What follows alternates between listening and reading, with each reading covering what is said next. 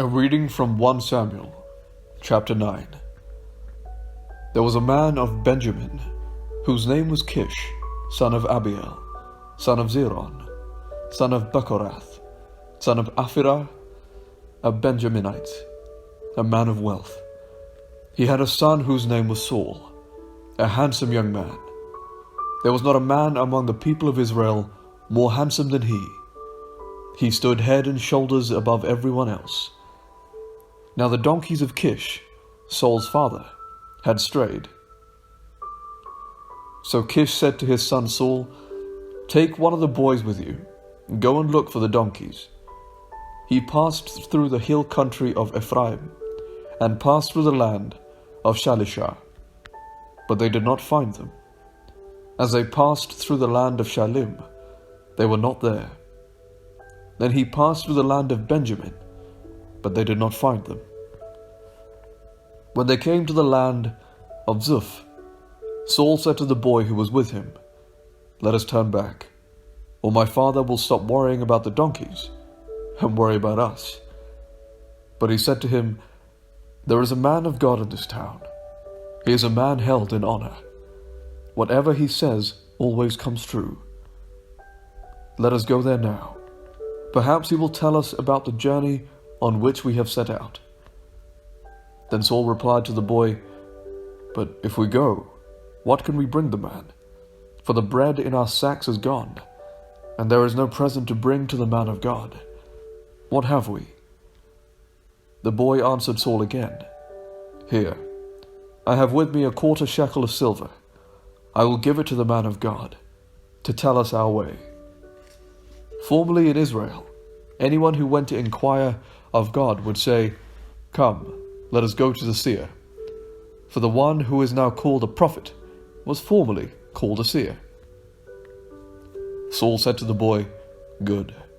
Come, let us go." So they went to the town where the man of God was. As they went up the hill to the town, they met some girls coming out to draw water, and said to them, "Is the seer here?" They answered, "Yes, there he is, just ahead of you. Hurry, he has come just now to the town, because the people have a sacrifice today at the shrine. As soon as you enter the town you will find him, before he goes up to the shrine to eat. For the people will not eat until he comes, since he must bless the sacrifice. Afterward those eat who are invited. Now go up, for you will meet him immediately." So they went up to the town. As they were entering the town, they saw Samuel coming out toward them on his way up to the shrine. Now the day before Saul came, the Lord had revealed to Samuel, "Tomorrow, about this time, I will send to you a man from the land of Benjamin, and you shall anoint him to be ruler over my people Israel.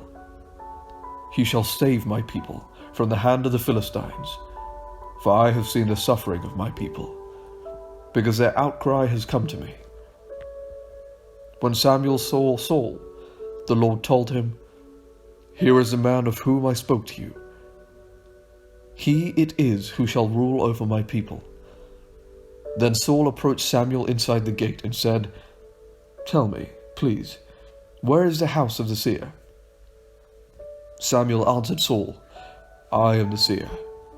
Go up before me to the shrine, for today you shall eat with me, and in the morning I will let you go, and will tell you all that is on your mind. As for your donkeys that were lost 3 days ago, give no further thought to them, for they have been found. And on whom is all Israel's desire fixed, if not on you, and on all your ancestral house?" Saul answered, "I am only a Benjaminite, from the least of the tribes of Israel, and my family is the humblest of all the families of the tribe of Benjamin. Why then have you spoken to me in this way?" Then Samuel took Saul and his servant boy, and brought them into the hall, and gave them a place at the head of those who had been invited, of whom they were about 30. And Samuel said to the cook, "Bring the portion I gave you, the one I asked you to put aside." The cook took up the thigh and what went with it, and set them before Saul. Samuel said, See, what was kept is set before you. Eat, for it is set before you at the appointed time, so that you might eat with the guests." So Saul ate with Samuel that day. When they came down from the shrine into the town, a bed was spread for Saul on the roof, and he lay down to sleep. Then at the break of dawn, Samuel called out to Saul upon the roof, "Get up, so that I may send you on your way." Saul got up, and both he and Samuel went out into the street. As they were going down to the outskirts of the town, Samuel said to Saul, "Tell the boy to go on before us, and when he has passed on, stop here yourself for a while, so that I may make known to you the word of God."